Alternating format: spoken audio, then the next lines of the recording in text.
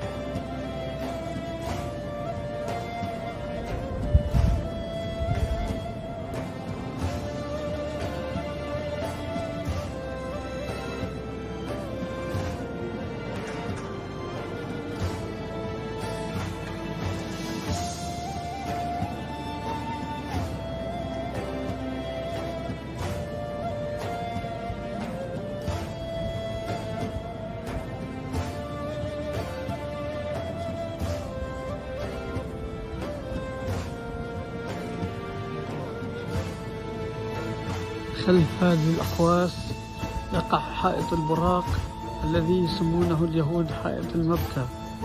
حائط البراق الذي ربطت فيه البراق الذي أسرى بها الرسول صلى الله عليه وسلم من المسجد الحرام إلى المسجد الأقصى، إلى هذه البقعة الطاهرة. خلف هذه الأقواس هذا المسجد الأقصى، وهذه قبة الصخرة. المسافة بينهما لا تزيد عن 300 متر.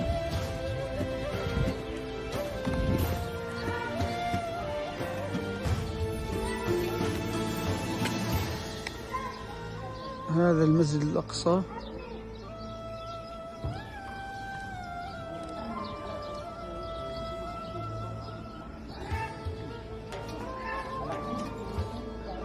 هذه إحدى مآذن المسجد الأقصى. هذه قبة الصخرة، وهذا أحد أبواب المسجد الأقصى الذي يسمى باب السلسلة.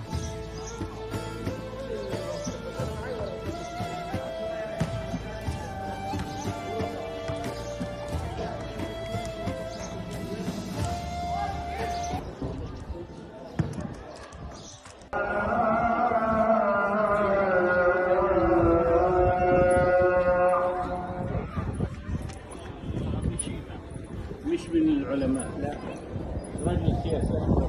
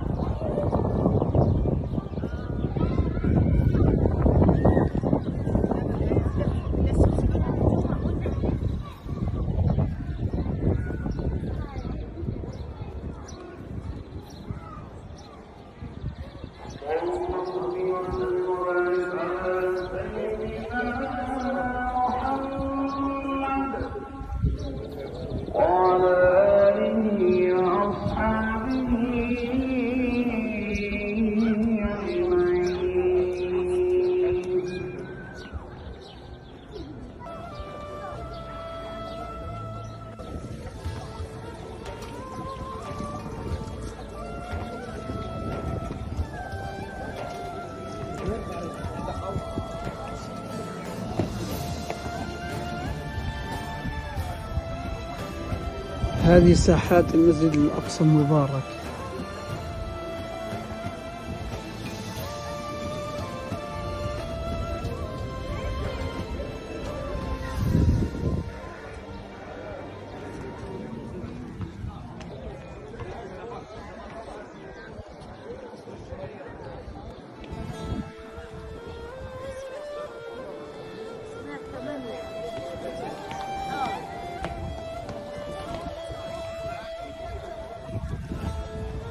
هذا المسجد الأقصى المبارك، وهذه قبة الصخر المشرفة.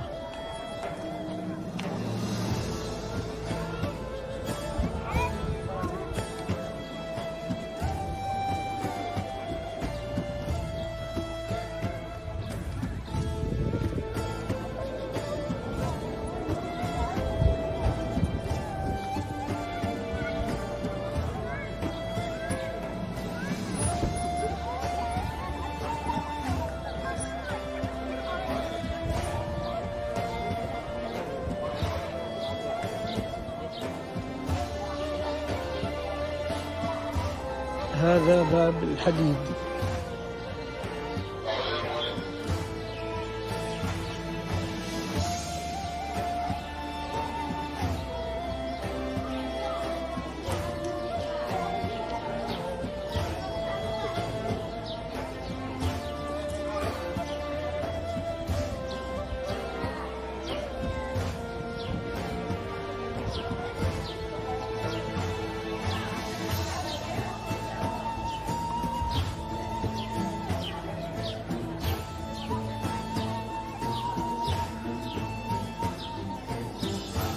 طبعا مساحة المسجد الأقصى بجميع ساحاته بقبة الصخرة 144 دنم.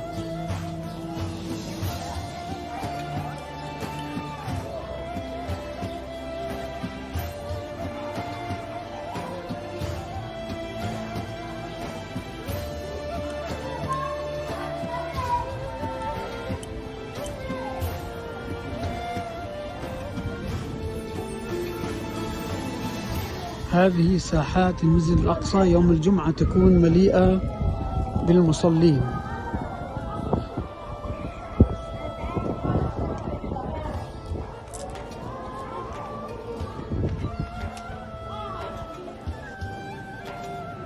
هذا منبر صلاح الدين الأيوبي الذي احترق عام 1968، وتم إعادة ترميم إنشاء منبر آخر، ومن هنا يتم إلقاء خطبة الجمعة من المسجد الأقصى المبارك ومن هذا المحراب.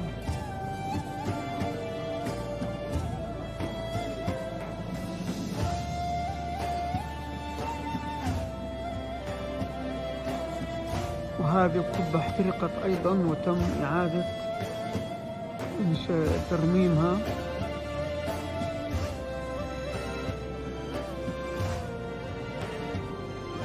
هذا مكان المؤذن الذي يردد وراء الإمام.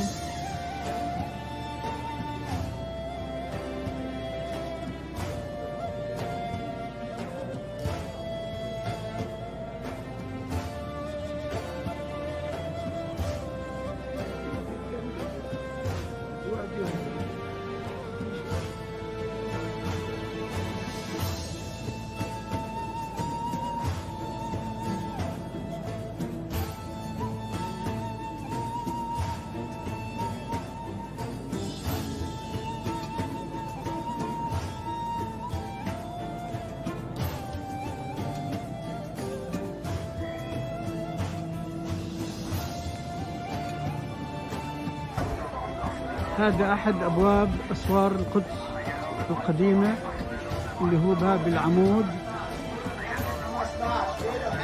باب العمود ويؤدي إلى الواد وإلى المسجد الأقصى وإلى قبة الصخرة وإلى كنيسة القيامة وأسواق القدس القديمة كلها من هذا الباب.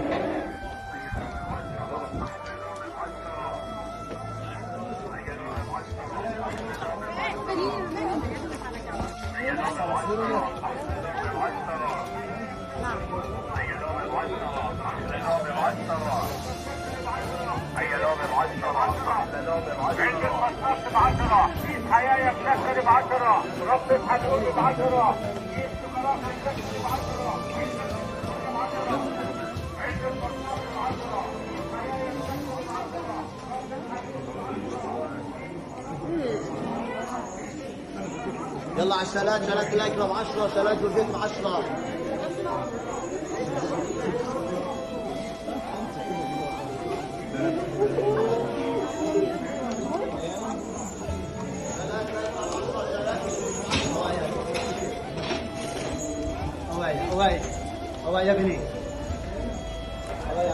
هذا باب العمود.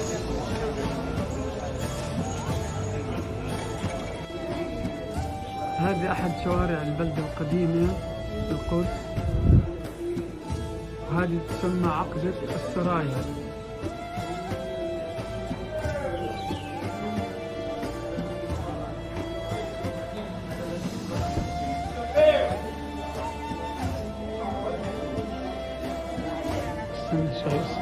أهلين. عقبة السرايا، وهذا طريق الواد، وهذا سوق القطامين.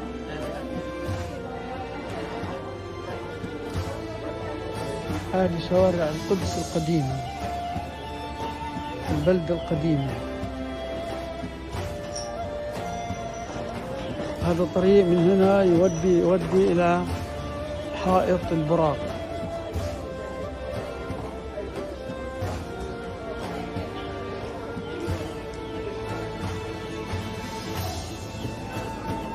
وهذا باب آخر من أبواب باحات المسجد الأقصى، فيه متوضأ وفيه حمامات رجال ونساء.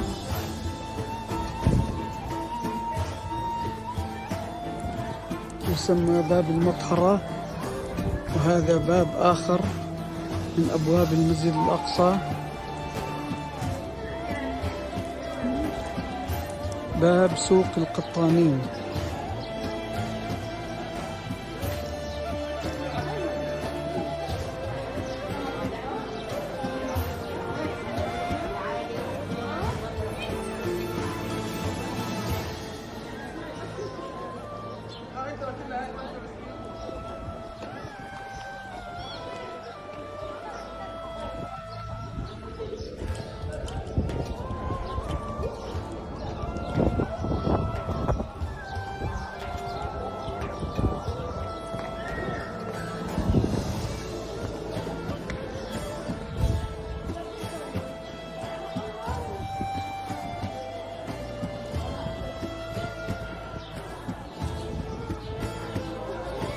هذه أضرحة لفيصل الحسيني وعبد القادر الحسيني وموسى كاظم الحسيني.